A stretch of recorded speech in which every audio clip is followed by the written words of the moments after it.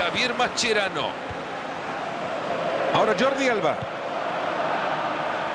El técnico de casa en la próxima pausa hará un cambio, Mario. Me parece muy raro porque no he visto a ningún jugador que esté mal. Ahí está la lucha por el balón. Se va con el zapatazo. ¡Gol!